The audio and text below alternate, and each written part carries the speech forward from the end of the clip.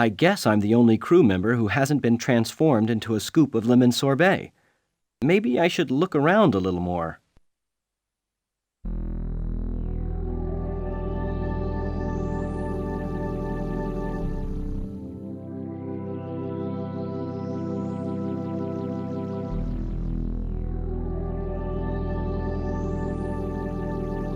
This large, well-ventilated shuttle bay is probably the largest single room on the ship, which is why you can often find Andorian megopeds playing hacky-sack in here.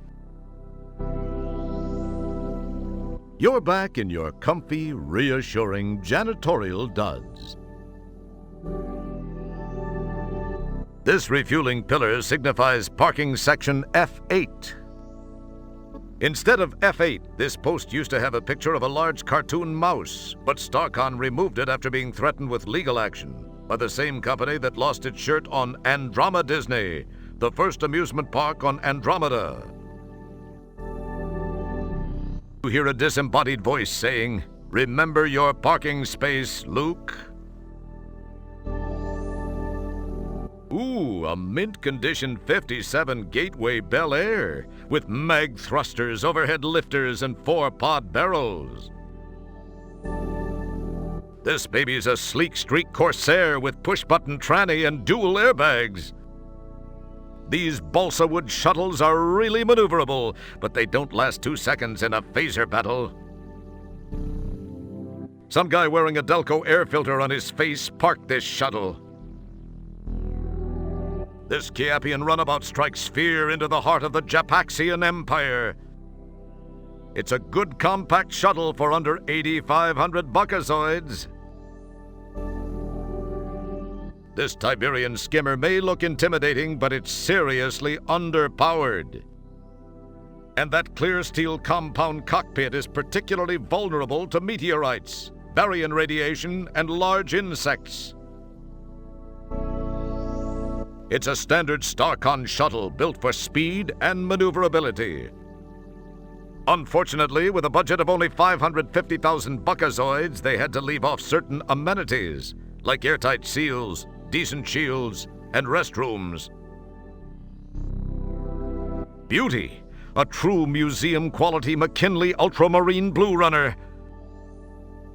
It will be mine. Oh yes, it will be mine.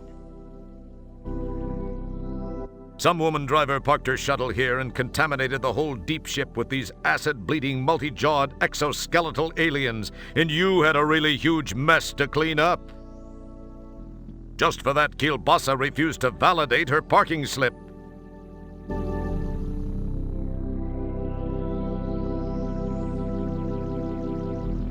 This shuttle appears to be triple locked with a security bypass and a redundancy cutoff circuit. Those rebels are so paranoid.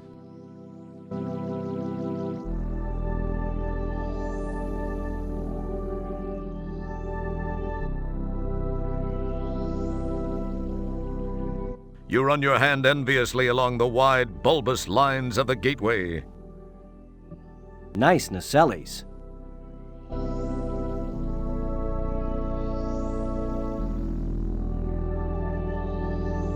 Don't pick at it, you'll only make it worse.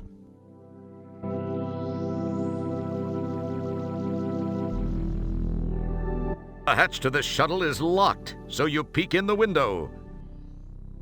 There doesn't seem to be anything in there except a rag that says, "My father was betrayed at Kittimer, and all I got was this lousy t-shirt." You search in vain for a way to open the hatch to the shuttle.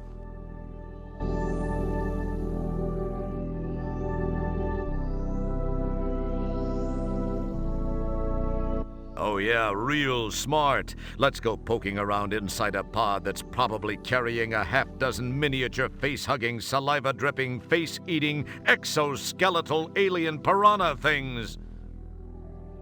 And while we're at it, let's split up so that we're all alone and defenseless, okay?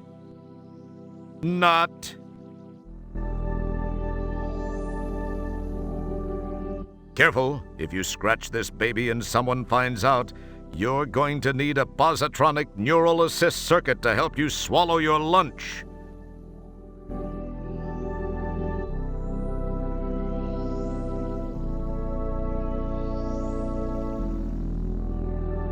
If you were aiming for the shuttle hatch, you missed.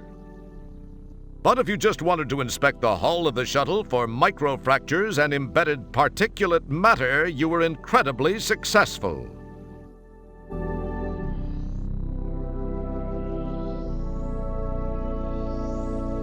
You try to get into the Tiberian skimmer, but it's locked. Still, you know perfectly well you could get into it if you wanted to. You just don't want to, that's all. Is anyone in there? You hear nothing but oohs, ahs, grunts, and growls. Maybe whoever's inside is just trying to get a little Wookiee. Ahoy, matey! Anyone aboard? That's some cherry flange you've got there. I like it. No, really. Hello? Okay, fine. Be that way. Arg, matey! You do your best imitation of one of the pirates of Pestulon, but it falls on deaf ears. Any little genius teenage brats in there? No? Good. Let's keep it that way. Hey, who does your detailing? There's no response. Avast ye! All hands on the poop deck! Speaking of poop decks, don't you have some janitoring to do somewhere? I hope I never get so far gone that I end up talking to myself like this. Anyone alive in there? There's no answer. Not a good sign. I'd buy that for $1. Is there anyone in there that won't eat me alive if I come in? From inside, you hear a muffled, "Nope."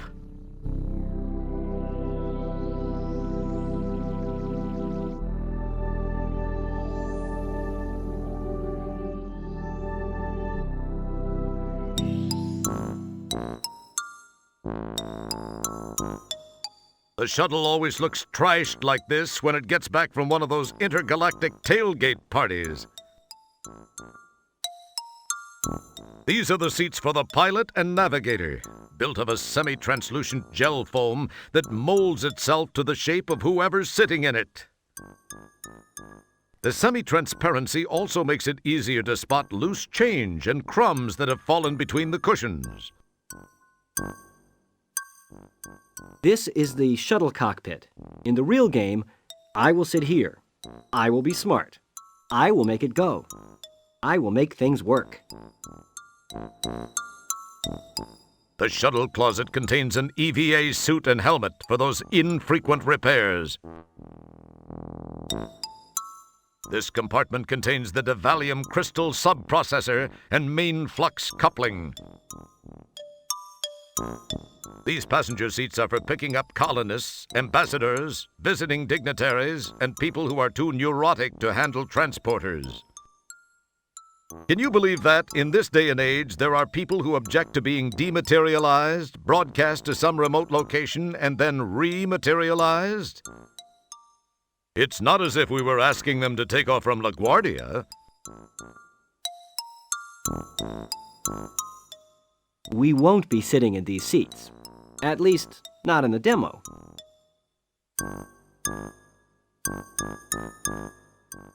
Sorry, you can't open this closet in the demo. You'll just have to take my word for it that there's an EVA suit in there. It ordinarily contains the subspace transmission relays and tachyon emitters.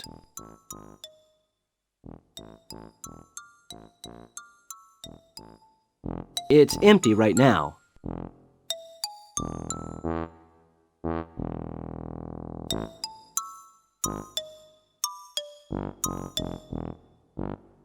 There's a roll of duct tape in here. You can never have too much of that. All right, a pair of lightweight octaminium pliers. I'll just be taking these. It's self-adhesive. I don't really need to lick it. Hello. I guess these pliers are non-repliers. A janitor never runs out of uses for duct tape. I'll just help myself to this roll. Surely no one will miss these pliers, since everyone around here is busy being lemon sorbet.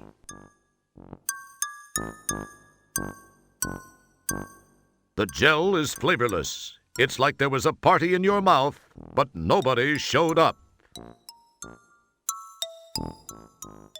Yo, any sorbet guys in here?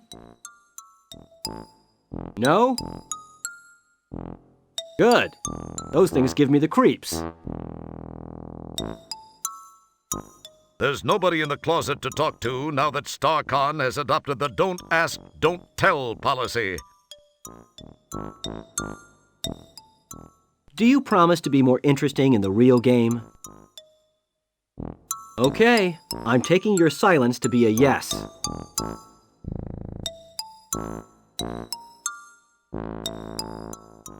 That's my roll of duct tape. This pair of StarCon pliers cost 545 buckazoids.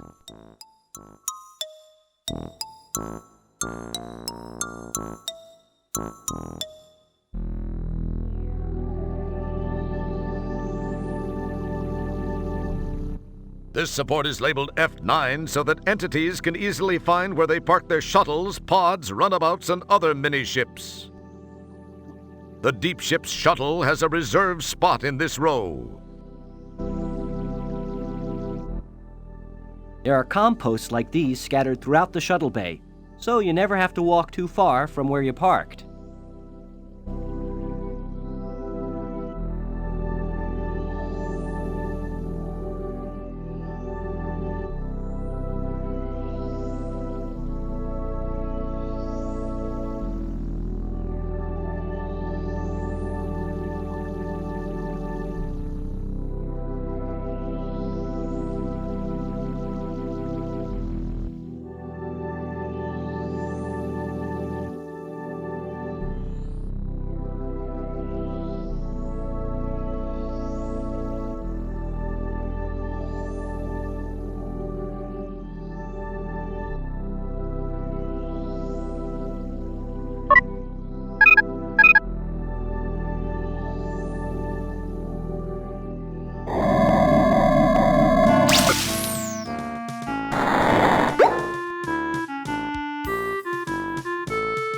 Your quarters are cozy and intimate, yet spacious. That's one of the advantages of living in a converted cargo hold. Ordinarily, your closet contains clothes. At the moment, though, you're using your clothes as knickknacks. Your kitchen is in here, complete with garbage disposal, solid waste regenerator, and cockroaches. You had tickets to see Quasar live in concrete with Beatrice. That was before you got busted back down to janitor and assigned to this dad-blasted floating heck hole of a mother-talking spaceship. A note, this game has scrupulously avoided any rough language that would result in having to be rated as an adults-only computer or video game by the Game Censorship Board of the U.S. Senate Subcommittee. It's a picture entitled, Rocket Ship to the Moon. Now, if you could only figure out what the heck a moon is. Holy cow! It's your Golden Mop Award for your feats of daring do in Space Quest 1. You saw this detailed die-cast model of an early StarCon Solar Scout in Milky Way today, StarCon's in-flight magazine. It seemed like a great investment at the time. This is your old Clapmaster. It can turn a plug on and off with a clap of the hands. And there are a lot of plugs in this room, mostly for Space Quests 1, 2, 3, and 4.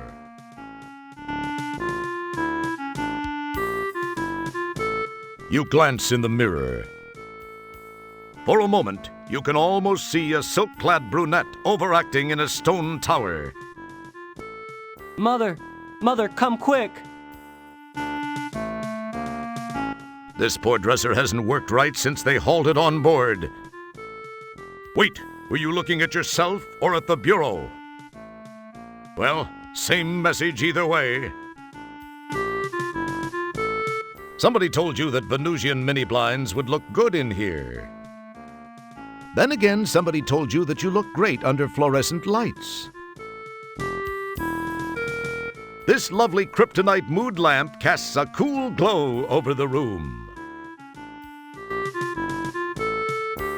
Your old Xenon army knife from Space Quest 1, in which you destroyed the powerful star generator which had fallen into the hands of the evil kleptomaniac Sarians.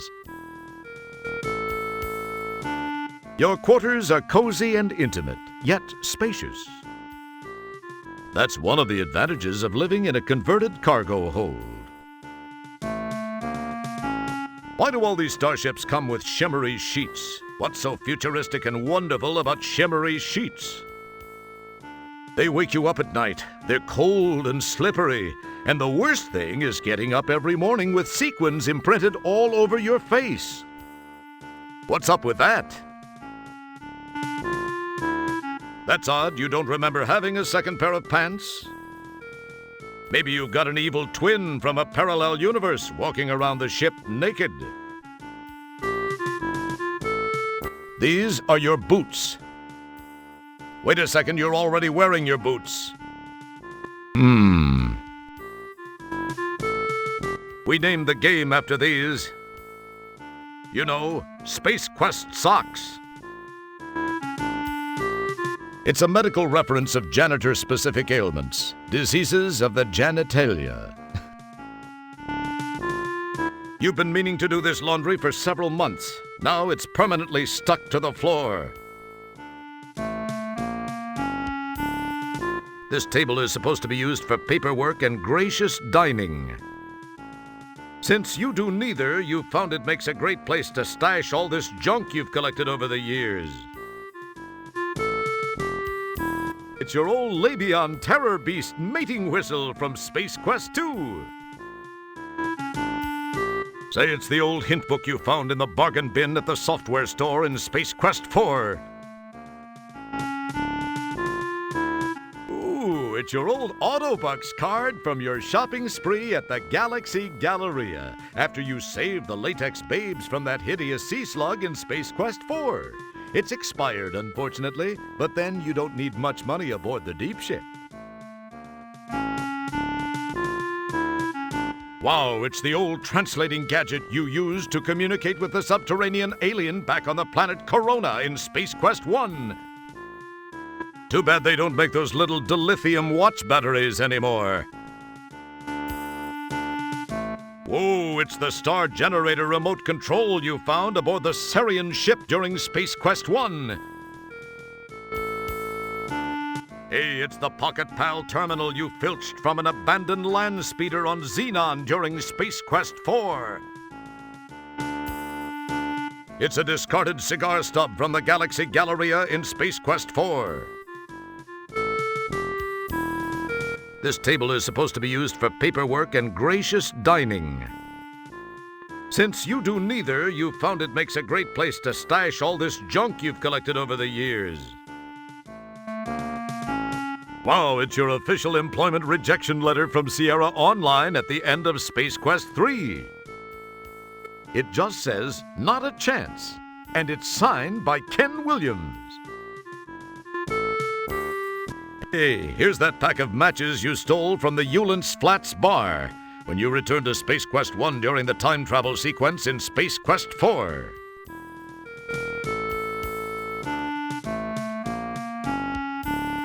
It's your life savings.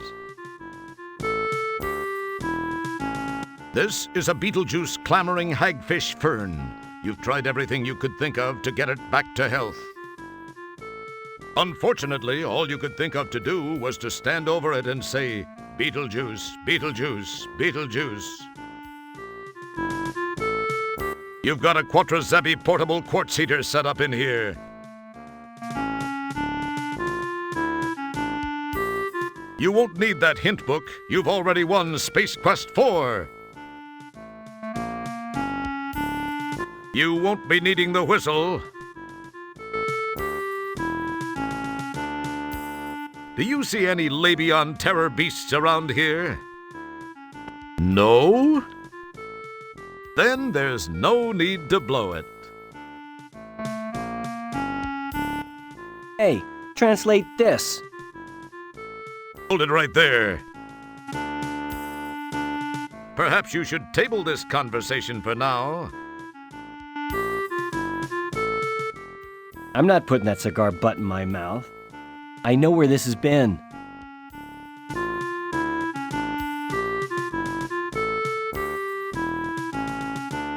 You yank on the clapmaster's cord till it pops out of the wall, and you shove it all into your pocket.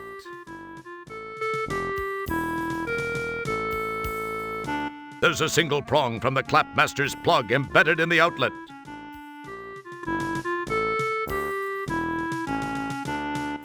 Well, I've got my clapmaster, which appears intact except for a pin that's missing from the plug. When the clapmaster is working, it's a convenient way to turn your lights on and off by clapping your hands. Or whenever a freighter warps by. Or when I cough.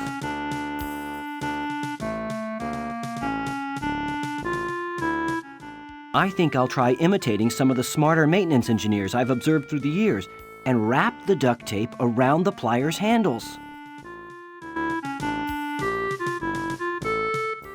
I think wrapping the aluminum pliers with duct tape makes them relatively safe for handling live electrical components.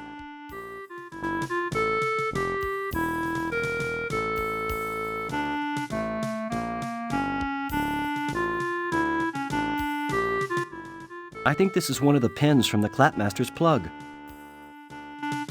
Ain't she a beaut? Cool. I didn't think that would work. Go figure. Gosh, I guess I've proven that I have the ability to be more than just a mediocre janitor. I could also be a mediocre electrician. It's the clapmaster I so ingeniously and temporarily repaired.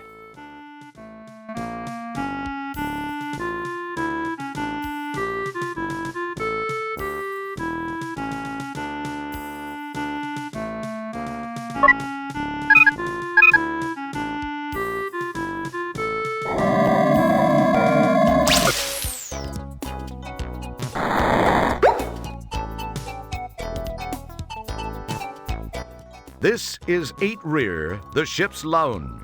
Here crew members come to relax, drink, eat, converse, party, hit on each other, brawl, hurl, pass out, and intrude on each other's personal space. Right now, it smells vaguely lemony. The anti-grav tables are specially designed to compensate for the ship's motions, minimizing drink spills while under enemy attack. Now you can drink an alien secretion during a hull breach and still not spill a drop. Yes, your eyeballs will implode within 2.3 seconds, but if and when you make it back from sickbay, your drink will still be there waiting for you. This view screen lets 8 Rear patrons watch the subspace transmissions of Major League Hairball games, Monday Night Bunyan Ball, and the occasional pay-per-view ORAT fights.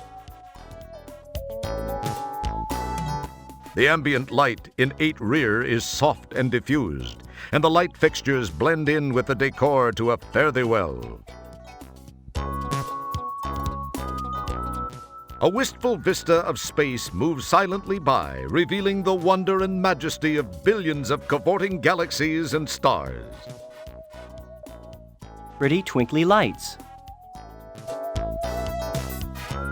A peaceful panorama of light, color, and limitless black space drifts quietly by the window, the infinite flow and ebb of matter and energy dancing around itself in a never-ending light show of creation. I want to see something blow up. This is 8 Rear, the ship's lounge. Here crew members come to relax, drink, eat, converse, party, hit on each other, brawl, hurl, pass out, and intrude on each other's personal space. Right now, it smells vaguely lemony. A friendly Mr. Soylent food replicator stands in wait to serve anyone who wants a snack. Technically, these aren't replicators. They're wormholes into the restaurant universe. But the food still tastes replicated because the chefs in the restaurant universe are mostly ex-Monolith Burger employees and know nothing about food.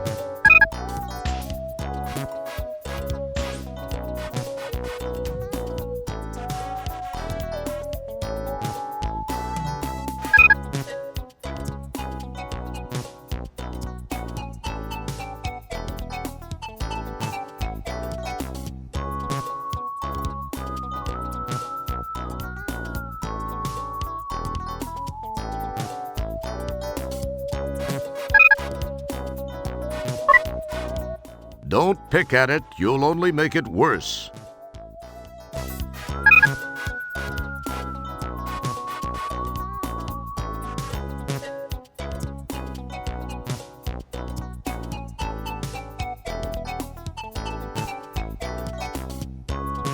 This world's a great big ball of dirt with 50 billion souls who like to sit around and veg down in the dark like moles.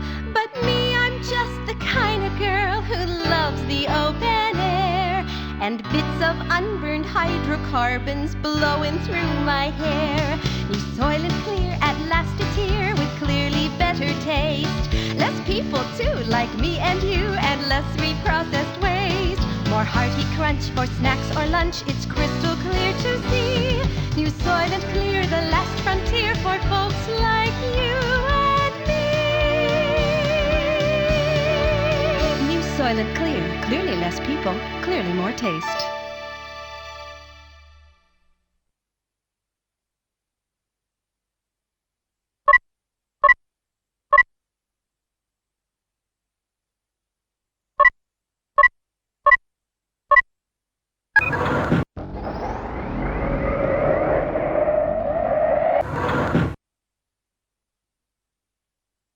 A jiggling, fragrant, lumpy mass of Bjorn chow.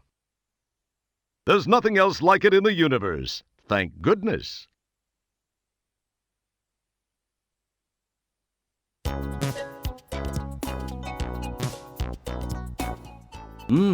Freshly replicated Bjorn chow, chock full of nuts and bolts. And I thought my eating habits were bad.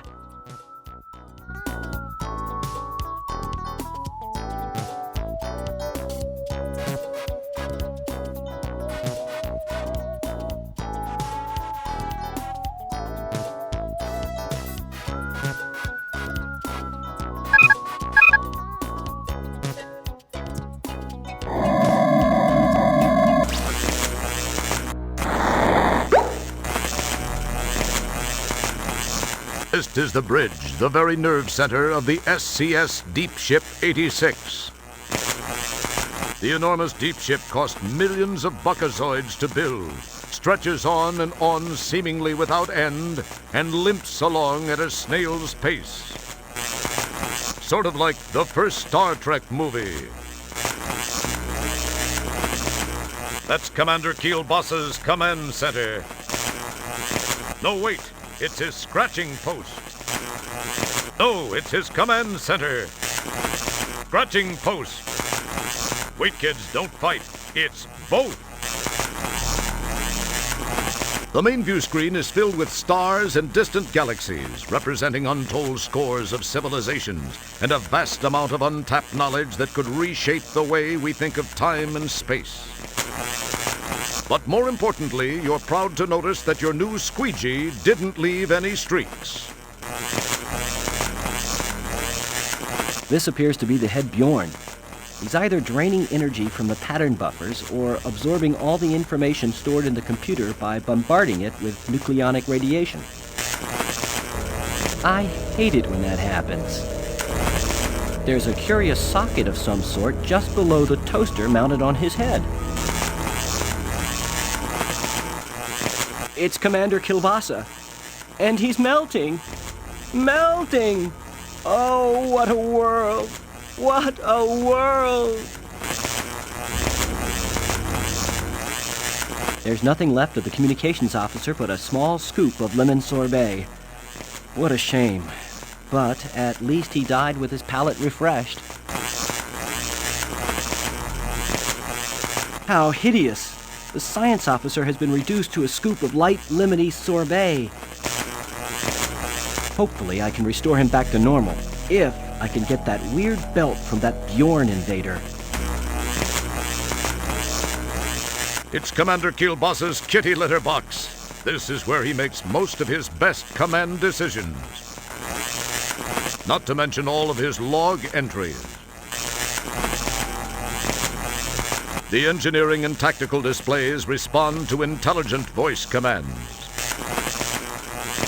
Maybe if the security officer had been monitoring his station instead of playing 2D chess with Dr. Flathead in 8 Rear, the Bjorn wouldn't have been able to take over the ship. And they thought I was a slacker.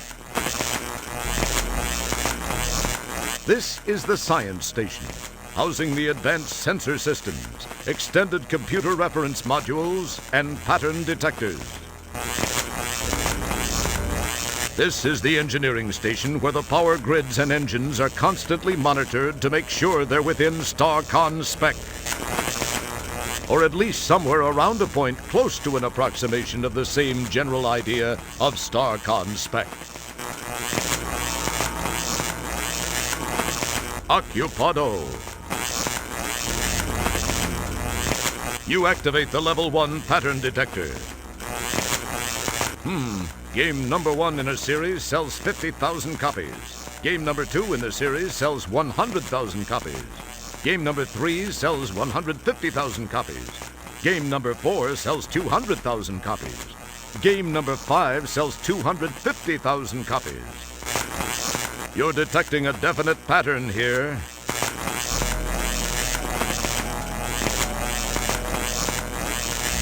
You perform a quick structural integrity scan, followed by a sweep for subspace particle emissions, and finish with a level 3 diagnostic.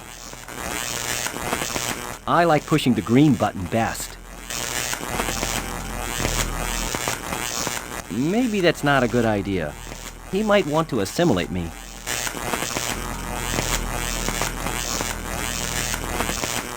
I guess I shouldn't pick up the scoop of Commander Sorbet.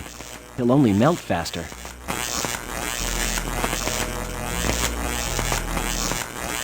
No, I sure don't want to draw his attention. I'll just let him do whatever he's doing, which appears to be sucking all the data off the ship's hard drive. Including all those politically incorrect GIF files in your conveniently mislabeled Excel directory. Apparently, having suddenly been reduced to an orthogonal block of semi-organic packing material, the communications officer is in a pensive mood and doesn't wish to talk to me. Oh well, he wasn't a very good conversationalist anyway. If you're so desperate for conversation that you talk to empty chairs, maybe you should just shut off the computer and pick up the phone.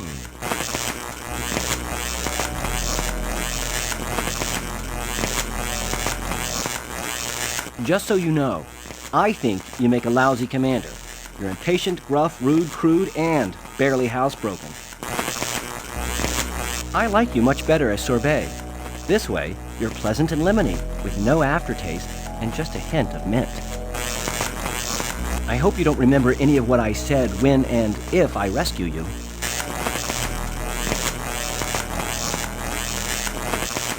How are you feeling? Funny, he doesn't respond. Oh well, he was rude to me when he was in his non-Sorbet state.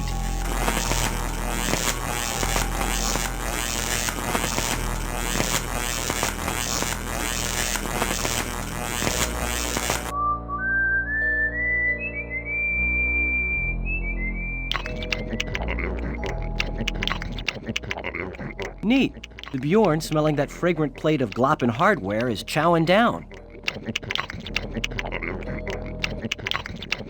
You like the juice, eh? I give you the juice.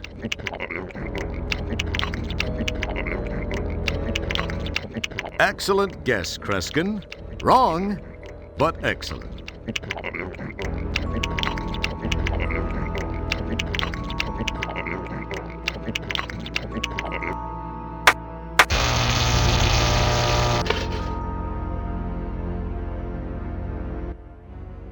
Yes! I've successfully turned off the Bjorn by plugging him into... Well, you obviously know how I did it.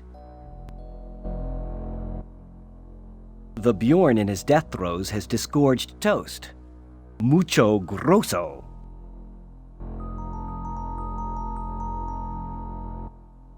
Guess I won't need the toast. It has no power here. All right. It's his super cool lemon sorbet bioconverter belt.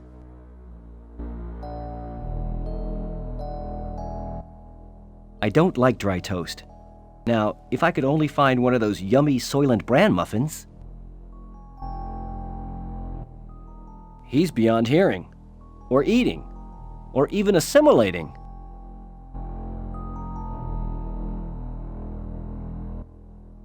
All right, I got his belt.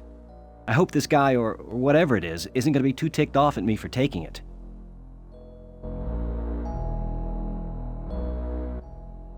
I'll just give this lemon sorbet bioconverter button on the Bjorn belt a push and see what happens. All right, the belt begins to thrum with electronic life.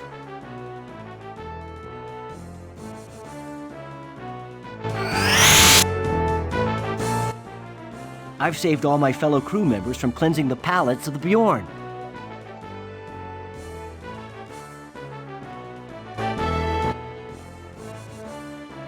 I wonder what incredible adventures lie in store for me and the crew of the Deep Ship 86 and Space Quest 6.